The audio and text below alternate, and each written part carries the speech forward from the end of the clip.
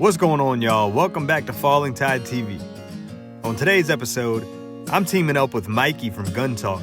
We're headed to Southeast Texas to hunt invasive feral hogs using thermal and night vision optics.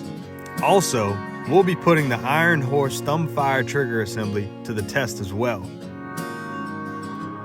We'll be staying at the Kalmus family's place, 350 acres of American blood, sweat, and tears 10 miles outside of Hallettsville, and I couldn't be more at home out here. I've been looking forward to this trip for quite some time now, and I can't wait to bring it to you guys. Y'all tag along. This should be a fun one.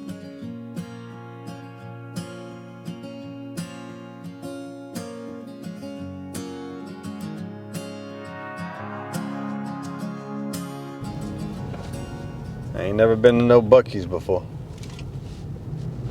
I know, they ain't got these in Louisiana, huh?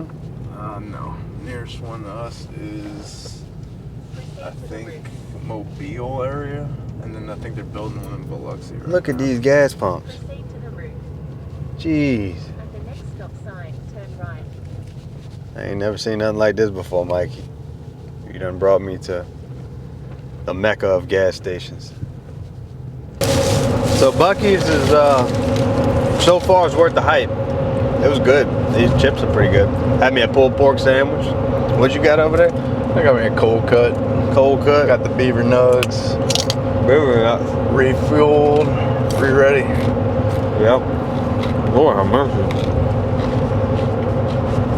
Pretty good. That's a nice place. Now I hear about these.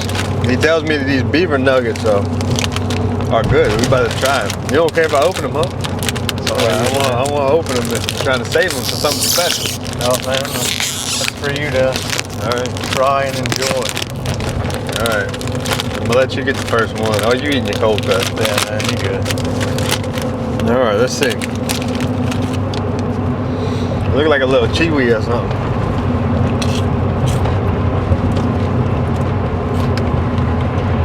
That's good, man.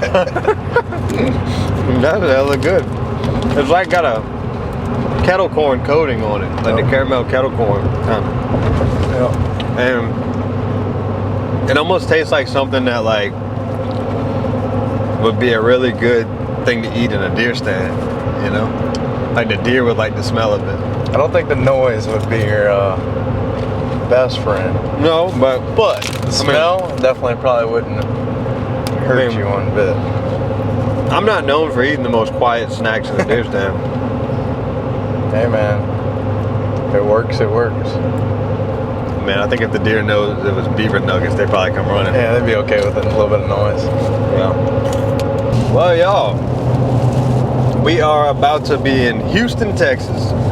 We've been traveling for a while now. I got about 2 hours left for this road trip that we're on. And the guys over there are waiting on us, and got all of their guns ready. We're about to, I mean, as soon as we get over there, we're gonna be basically getting right into the hunt. So I'm excited. All right, y'all, we have arrived. My buddy Jonathan here. Yes, sir. My dude. First time meeting him in person, but we've been knowing each other for a while. Oh yeah. Got the rest of the guys over here. We about to hit the field and hopefully shoot a few pigs. They shot some earlier. Wrecked them. How many y'all killed? Got 7 out of 14. 7 out of 14. 50% out. That's just the appetizer for the night, right? Yes, sir. That is still young. They got the first crack at them today. We took too long to get here. But Long haul though. huh? It's a long haul. It was just 7 hours, man. 7 hours. So pretty much, I sell them both just a strip lower if somebody wants to convert theirs just over and they don't really want to use theirs anymore, or you can leave it fully built that way. Simple, just pop. Once it goes on, it don't come off. Yeah, simple 2-pin switcheroo and you got you a different gun. But like I said, it's fully ambidextrous, so left or right-handed. You got your safety controls on both sides with your index finger. Triggers in the back, operated by the thumb. Adjustable stock, Pretty whatever wicked. you want. Regular mag well for AR-15. There you go. Just converted your gun into a thumbfire trigger. Just became that much more accurate. Pending shooter. Yeah, pending shooter. We had a little mishap, y'all. Run over the high wire. There it went.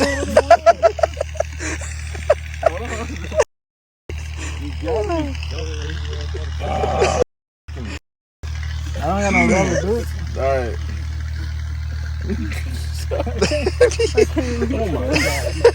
I need it. Try it. I can't read it. There's-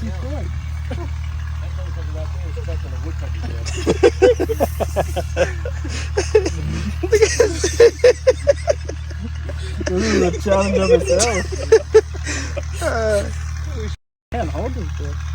I would help you, but it look like it's a one-man job there. Let me hear him grab my boot. Let me grab my damn boot here. I don't even grab a boot. I ain't even freaking stretch this stuff. It's too short. Alright, got oh! No, that didn't work. That ain't rubber. Oh! Them hoes, you still home. You got some now. Oh, now we're golden, boys.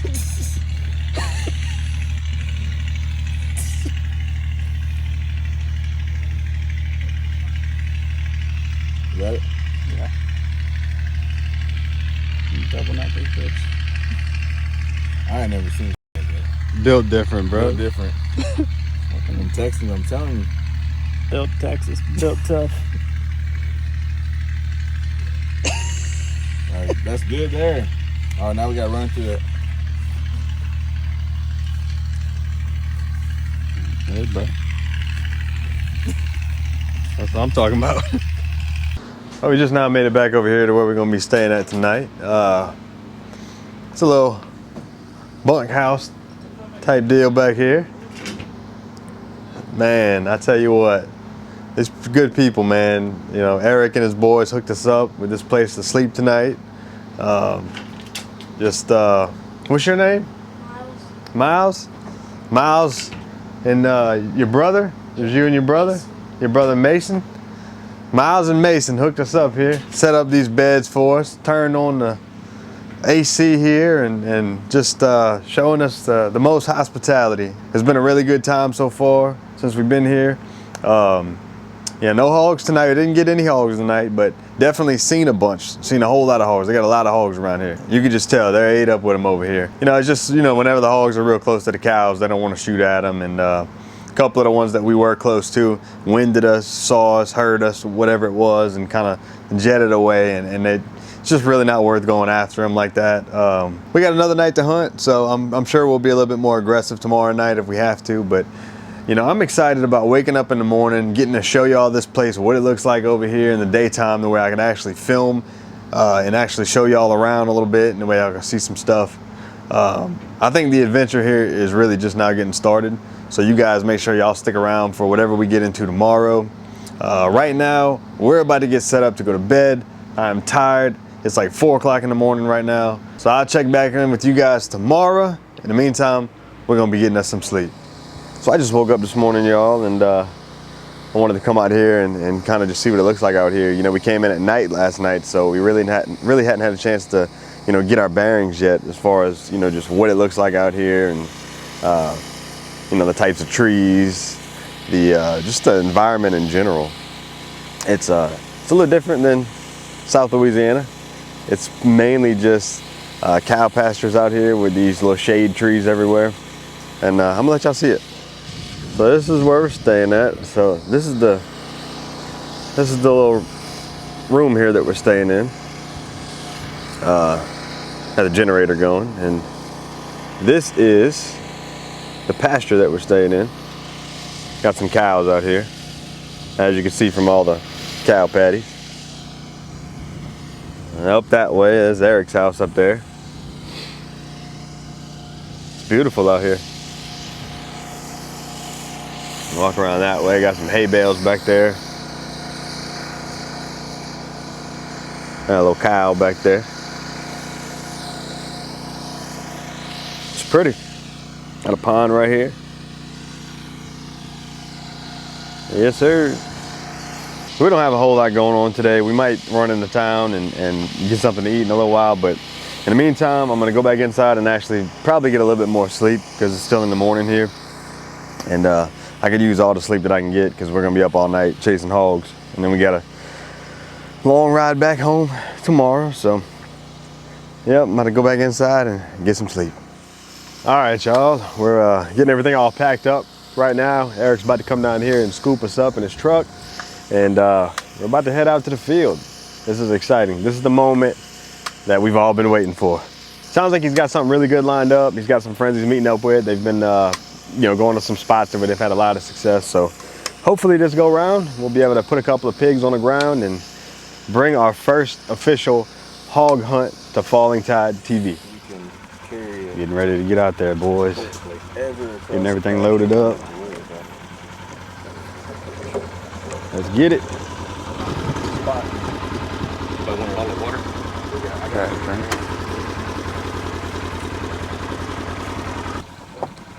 Y'all boys ready?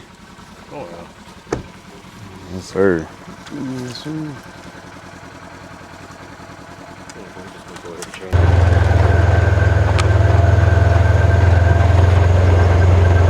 A lot of deer there. Welcome to Texas.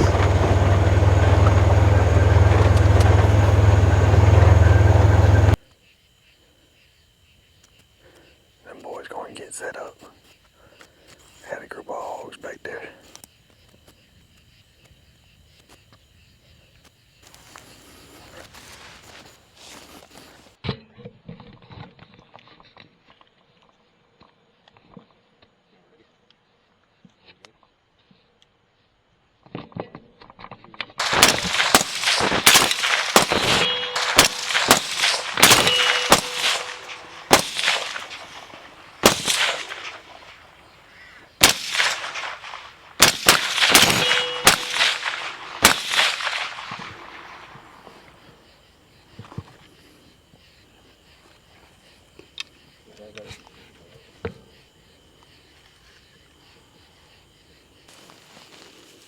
Is he hitting the butt?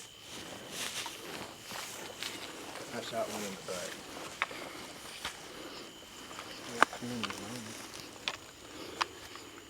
Nice. Sweet. I have one down over Little boar.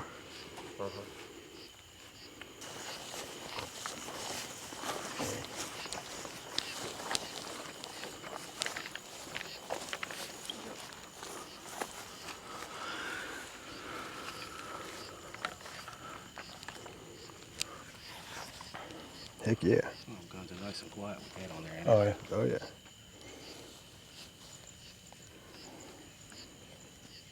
Get down there and give him a kiss.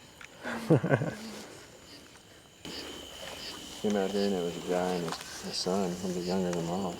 And we come out here and we hunted and hunted and hunted and wasn't seeing anything moving. But finally we seen one sow right here in this rose hedge. We walked down here and got lined up.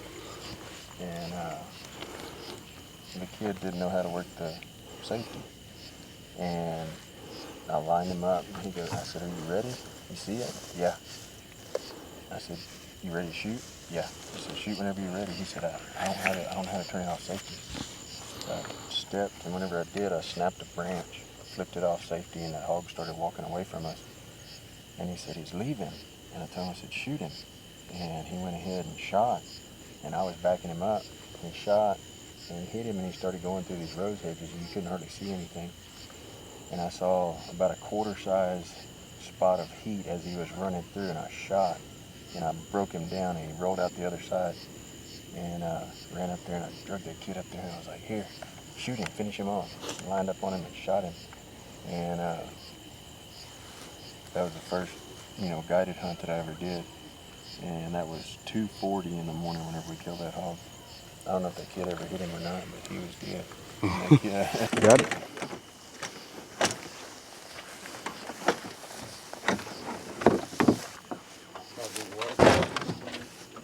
Oh, he got hit way more than just twice. Yeah.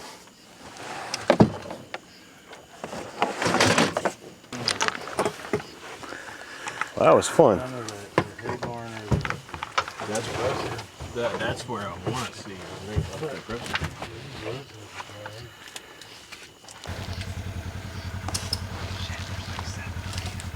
Yeah, there's a lot.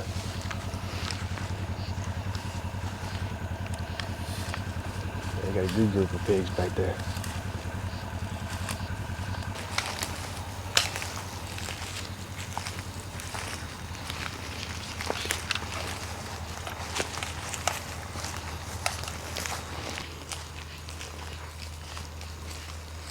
There's 3 deer. There's 3 deer between us and them. That's about to f us over. Leave it to the deer to be in the way.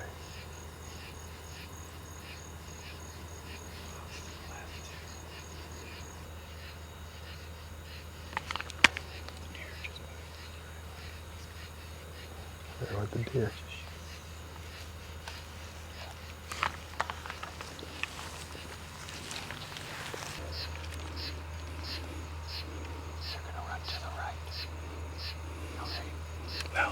Yeah.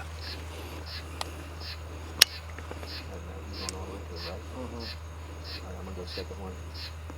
Alright, y'all ready? Oh. 1, 2.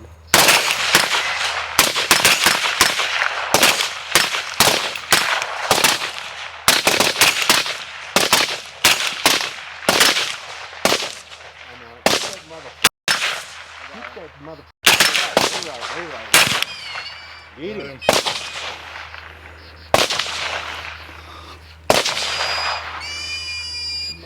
Still moving? Hey, Kyle, over here. They got it? Over here. Behind that tree right out there. Right in there somewhere. He's right behind that tree. He's got his head up. See him moving? There you go. Yeah! My boy! Good shooting. That's Mac. Who was that? Mikey. Mike! Way to go, Mikey! Yeah! Got Mike. You got him, Mike? Oh I yeah. started burning the. We're good to go. Dude. I was like, oh shit. Which one you shot? This one right here? In the front? Finish off that one. They got some in the back, and then they got the one that looped around us. All right. Let's go see what it is, man. It's a hog I might want. A couple of them are small. That's what I was shooting for. Sweet. Good. I'm glad you was going for the small ones. It's still alive. Oh yeah, that thing's perfect. Oh yeah, that's one. Got a knife? Give him the jug. You want the honors, Mike? Man, that's a coming of age moment right there, man. I think it's a moment. I've killed all. You've done your killing, huh? Yeah.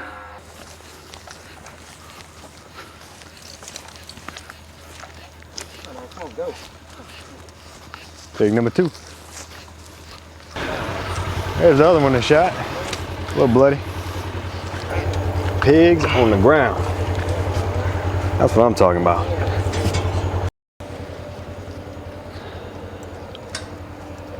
That one's wounded. So I think it's going. I'll try to go get it.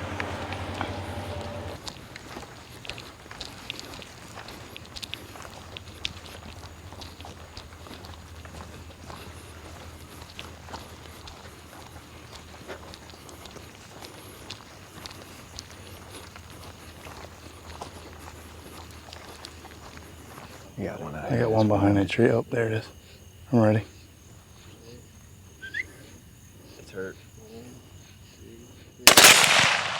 Hell yeah.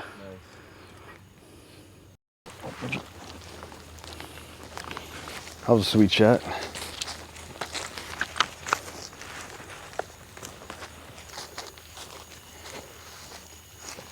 Somebody ear hold the fuck out of that pig. Maybe that's just blood. Got him on the top.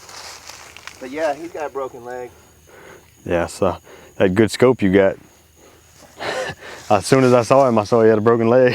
That's cool, huh? Yeah, man. Thanks for letting me use it, man. No, all the time. You can use it for the rest of the hunt if it helps.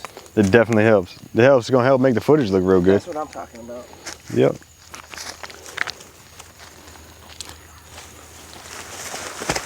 Yes, sir. All right. Stacking them up, man. Yes, the way we do it. Yep. Doing our part, huh? One at a time. Not even putting a dent in the mother. Right. But it's fun. Yeah, it is. Definitely.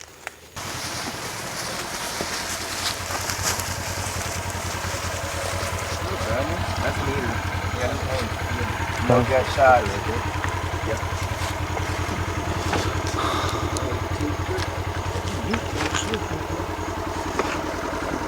Here, brother, right here.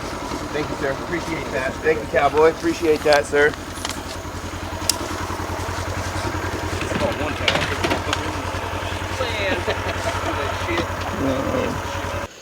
Walking up on another hog here, y'all. Solo. Y'all see a black spot back there. Solo pig.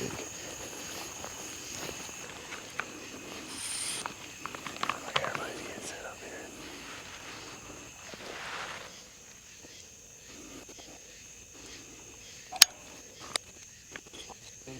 Push record.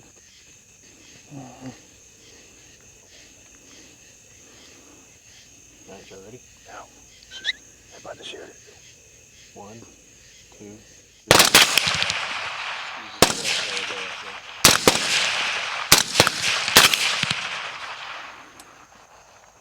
Got him. 1, 2, 3.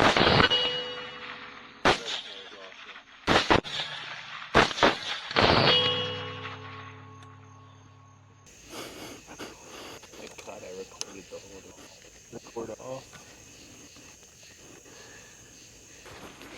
Mike, you having a good time? Oh yeah. Absolutely.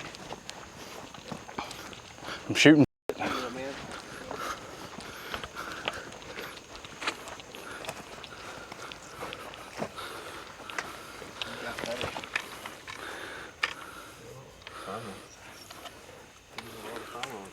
Jesus, that's a good pig. Yeah, this is a big one. Woo, son. Yes, sir. Got some tusk on that one. That's a good one. Dog catches. That's a good one, Hester. Yeah. Probably 180. Look at the size of them ears. That's when you know that they've matured. They got hand-sized ears. And whenever if you see them big hogs run, you'll see them ears Mm-hmm. bounce. Show you the other side. Mm-hmm. That's the side we shot at first. Whew! Hell yes. Mm-hmm. Damn. Cutters and wetters. Always Hester's hands. Mm-hmm. Hey, you guys never hit that log in the middle of the field?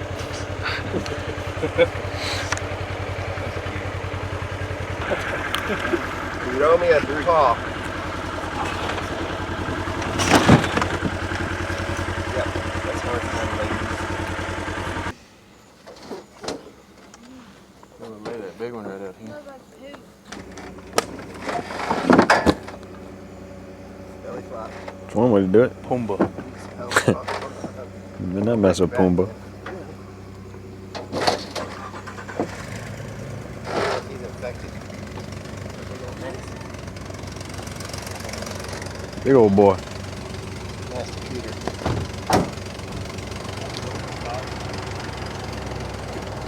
Now that's the kind you keep right there. Look at that, y'all. That's the kind you keep right there.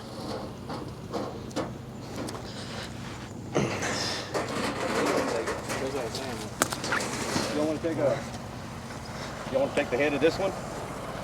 The head? Nah, I'm good. I'll take it. How hard is it to pull them out? I got flies. Are you taking that one, Mikey? Oh, clean sow there. Yes, sir.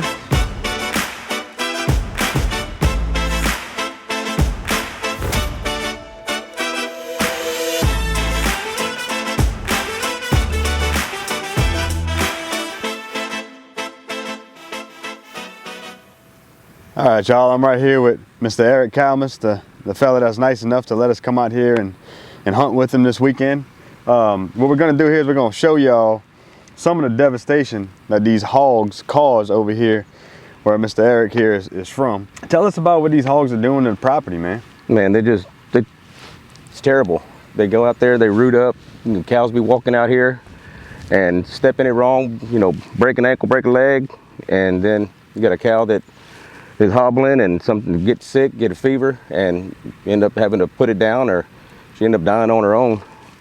And you know, this is the problem around here with, because we do the custom hay baling, and you know, you go drag, you know, $150,000, $200,000 of equipment in and out of that field, because you got to go out there and cut it, then you got to turn around and you got to go rake it, you got to go bale it, and that's three different pieces of equipment you're dragging through it, and it's bouncing and tearing stuff up, breaking teeth off, and just uncomfortable. It's an uncomfortable ride. Yeah. And even like driving through the pasture checking cows, I mean, if you got this everywhere, we tend to take care of it a little bit better. We got a little drag and stuff. We'll come and we'll drag them and kind of sort of level them out, I guess you could say. Mm-hmm. But other than that, I mean, if you don't do anything with it and you just leave it like this, it just turns into a hole. It rains, it's full of water, and it could end up being the whole friggin' pasture, and it's just, it's a nuisance, bad nuisance. Mm-hmm. Some of these farmers out this way, what kind of devastation do they cause to the farmers, you know, growing? Oh, milo fields and corn fields. I mean, you know, especially if the weather's not right, they don't get any rain. You know, the corn's not growing and they're trying to get what they can out of it, but then you got the hogs going there, and you know, 100-acre friggin' cornfield, you know, 2 packs of 30, you know, 30 hogs will go in there over the course of a weekend and ruin the entire crop, and the farmer's left with nothing. Same thing with the milo and everything else, that, you know, beans, cotton, anything, you know, they go out there, the rice farmers around here, you know, they go, and I mean, they got people that go out there with helicopters and stuff and shoot them out of the rice fields, but then you still got to drive in there and drag them out so the combine don't run them over. And in Texas, they're terrible. We looked it up the other night. It was how many hog? 1.5 million. 1.5 million. 1.5 million hogs just in the state of Texas alone. And how much money do you think that's costing farmers? Oh, that's costing farmers, I mean, hundreds of thousands of dollars a year probably in some cases. So that's why I do what I do, and wanted to bring y'all in on it to see what it's like and what, you know, what kind of devastation and damage they're doing. And plus it's the thrill of the hunt too, you know, the stalk, you know, you get up on the hogs, you know, 25, 30 yards. And you know, it's just an adrenaline rush, because when you pull that trigger the first time, you don't know where they're going, and you got to be on your toes sometimes, or get put in a tree. Yep. You know. But anytime we can take care of a nuisance and get some good hunting in and some good food. Oh yeah, it sucks, but it's very bittersweet. You know, because you do get a chance to get out there and enjoy it, but at the same time, you know, we're kind of obligated to do this sort of thing, you know, because of what you see here. Yeah, hey, and I'm glad y'all came. I'm glad Jonathan gave you my number. Yeah, me too. It was an experience for y'all. It was a norm for me, but and anytime y'all are ready to come back out, y'all more than welcome to come back out, and we can do this all over again. Man, I appreciate it, buddy. Thank you so much, Mr. Eric. Not a problem, Nate. Yes, sir. Mr. Miles, thank you, buddy. So what you think about that sight mark scope? So overall, I think it's a good scope. It's got some definite advantages, one being the price. I think it's more of a time-based thing. If you got a chance to sit down, really look at it, whatever you're aiming in on for, or prepare at that specific location to get it zoomed in, get the IR illuminator, whether it's the factory one or a new one. Just gonna get it set up. You know, I think it's a really good optic,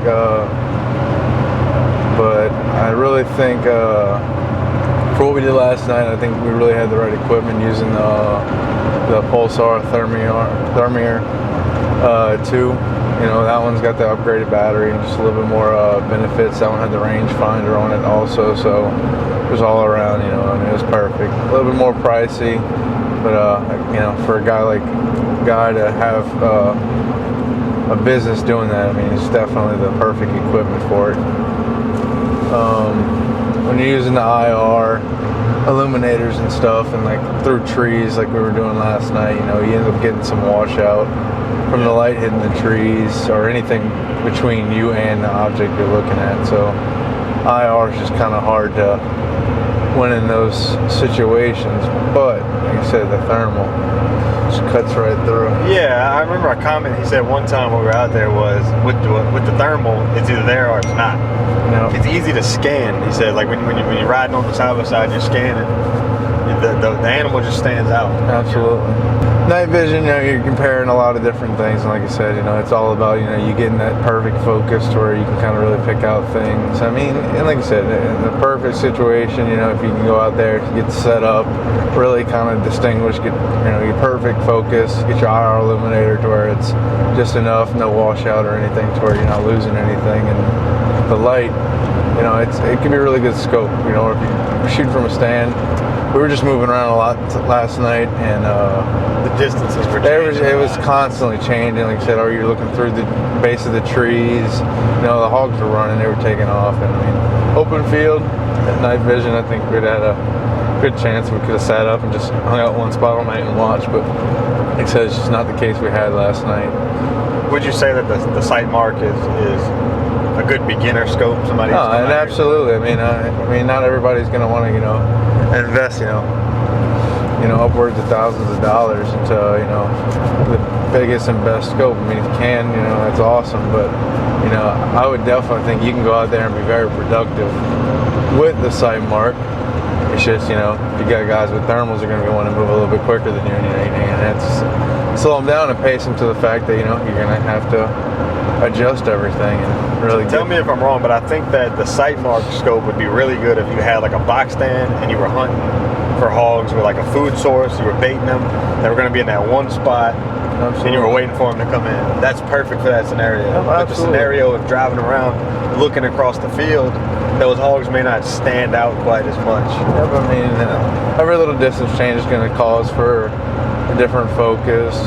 Or like I said, I mean, it's a good scope. Like I said, for the price, I mean, you really can't beat what you're getting. I mean, or just the scope to have on, you know, your varmint gun, you know, whether it's possums, raccoon, any kind of problem you got during the night. I mean, you got the IR black and white, you got the green and black, and then you also get the day footage. I mean, all around, it's a really good scope. Like I said, for the price you're getting it for, it's amazing. It's just, you know, what we were doing last night, you know, with the hogs running, it's just not the best, you know. I mean, that's okay, you know. One of the other pieces of equipment you were using was the iron horse trigger assembly, and I think it's pretty sweet. Just from the outside, I never actually got a chance to use it, but talk about, I guess, some of the benefits to using a thumbfire trigger versus a traditional trigger. So I mean, number one main reason is obviously, you know, precision shooting. You pretty much 100% eliminating all the left to right horizontal pull or push from the trigger when you're, you know, if you're moving quick or anything like that, you know, there's no chance of trigger pull because it's just a slight downward pressure. So between your breathing and that downward pressure, all your variation when shooting becomes vertical. So it's really, it changes the game, and I find that, you know, for somebody who's just going to first hop on it, they're going to learn that, or notice that when it comes to that distance shooting with your AR or plinking, which is kind of very related to what we were doing last night, it definitely, you know, it makes you a lot more comfortable and a lot more smoother because, you know, you get on it and just slightward down pressure. I mean, moving on, you know, you get kind of caught up when you're either plinking or chasing those hogs. You know, you want to hurry up and pull the trigger on once you get on it. Well, instead of that accidental yank or jerk on the trigger, so you don't get that, and then you hurry up and move on to the next one. I mean, I definitely think last night, you know, we got another good grasp on, you know, why it is superior in some circumstances. Yes, you know, a lot of people, it's changed, it's a little bit different, but anybody who's willing to give it the time, you know, obviously I think it'll definitely sharpen up some skills. Yeah, because some people don't necessarily have the best trigger discipline as far as like the placement of the trigger on their finger, where they're gonna, some people might have more horizontal movement. It kind of eliminates that factor, you know?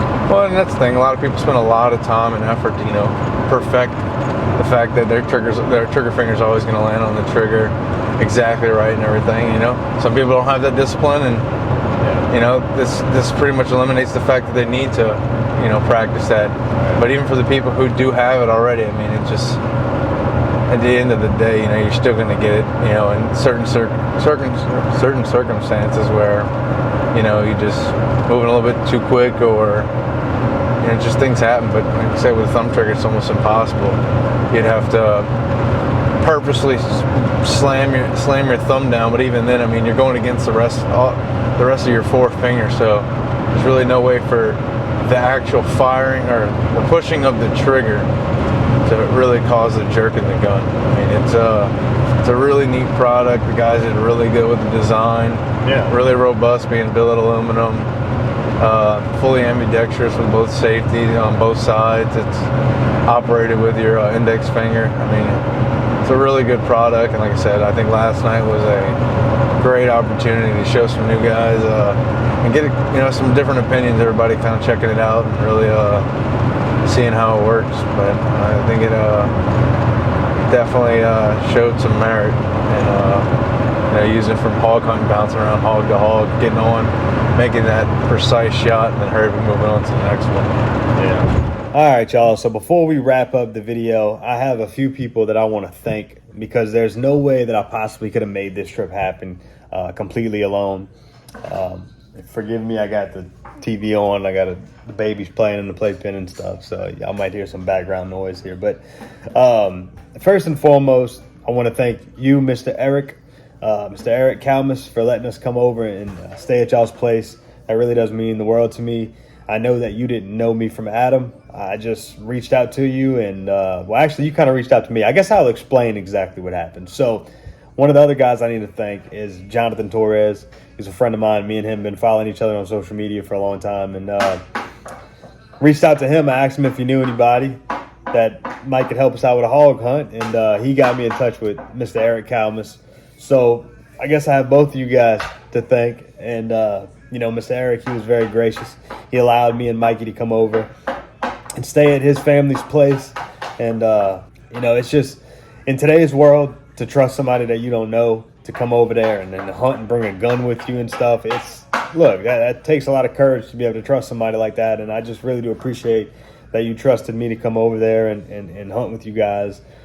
It was a surreal experience for me. Even though I didn't even hold the gun the whole time, it was still an amazing experience, and I hope to be back there again at some point to hunt with you guys. Also, Mr. Eric, I want to thank your two sons for setting up me and Mikey a place to sleep. That was very nice of them to go in there and give us a nice bed to sleep in. So shout out to you guys. I also want to thank Mr. Guy Hester for allowing us to come on that hunt with him the second night. That was a really good experience. I really do appreciate that, Mr. Guy, and then meeting up with us that next day to make sure we got that footage before we headed back to Louisiana. I appreciate that. I appreciate you, Mr. Matt Ledoux, for letting me use one of your scopes while we were there. That helped out a lot. That made for some even better footage. I appreciate that. I want to thank Mikey for getting me out of Louisiana to do some hunting. I probably would have never decided to go hunt in Texas if it wasn't for the relationship with Gun Talk. So I do appreciate you for being part of the Fallen Tide family. It means a lot to me. So yeah, I just wanted y'all to know how much I really do appreciate y'all, everybody who's involved in this, especially Eric and of course Jonathan for introducing me to Eric. I really do appreciate y'all so much. Without you guys, I could have never made this video happen. So it means the world to me. So thank you. So everybody out there watching, if y'all enjoyed today's video, please leave it a thumbs up and drop a comment. I really appreciate that. And I'll see y'all next time on Fallen Tide TV.